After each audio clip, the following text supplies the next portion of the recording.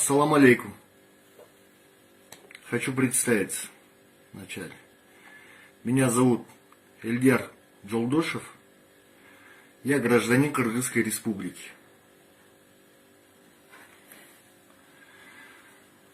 В связи с событиями, произошедшими в течение последней недели, хочется обратиться к руководству нашей страны. Обращаюсь. После моего видеообращения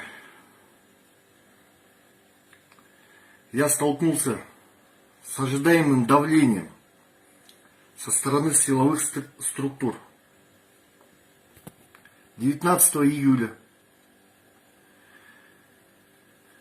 я был приглашен на профилактическую беседу в ГУВД города Бишкек, где меня попросили извиниться. На что я категорически дал отказ. На следующий день я был приглашен в МВД Кыргызской республики, также на профилактическую беседу, где также дал свой отказ от извинений. После чего материалы были зарегистрированы в РПП, и я был допрошен следователем. За 2 привода в милицию я не получил ни одной повестки. Ни в МВД, ни в ГУВД. При мне меня не регистрировали в книге доставленных лиц. По окончании допроса я не получил копию протокола допроса. И все это происходит в 2020 году.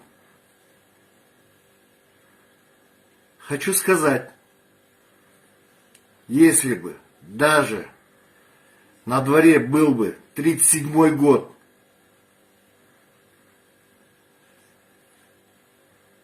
я бы остался при своем мнении и не извинился бы.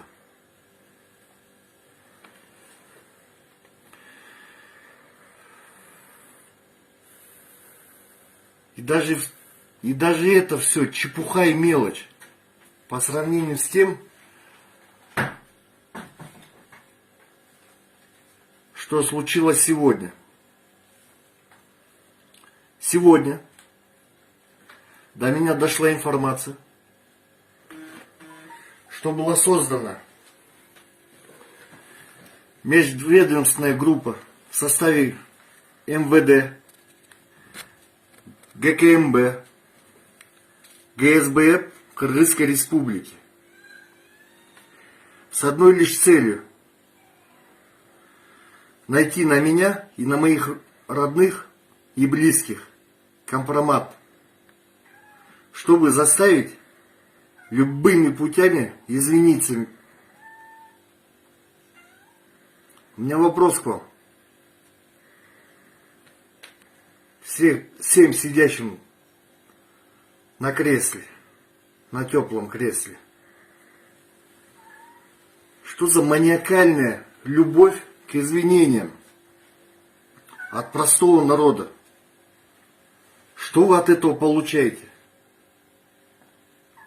Или это решает какие-то ваши проблемы? Мне это непонятно. Я вам еще раз говорю, как я говорил на профбеседе, как я говорил на допросе, за мной никаких политических сил нету.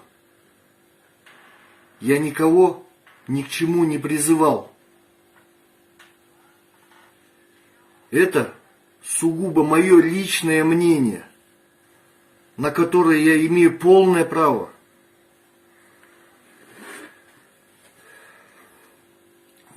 какие бы вы ресурсы не использовали бы, вы от меня извинений не дождетесь. Хочу напомнить, кто вы, если вы забыли. Вы слуги народа. Вы должны служить народу. И не притеснять, и не оказывать давления на него. Мы живем в демократической стране. Каждый имеет свое сугубо личное мнение.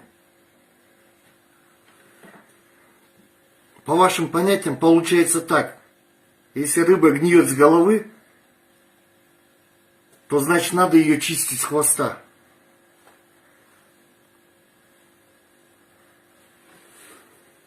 Я разочарован, что в такое смутное и тяжелое время вы не хотите понять, что извинениями, снятыми на камеру под давлением, вы ничего не добьетесь.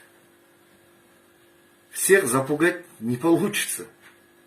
Что было доказано дважды нашим бесстрашным народом. Поймите. Короче, так как спасение утопающих дело рук самих утопающих, я принял решение присоединиться к неравнодушным людям, гражданам нашей страны, и делом помочь народу, своему народу. Вместе мы сила.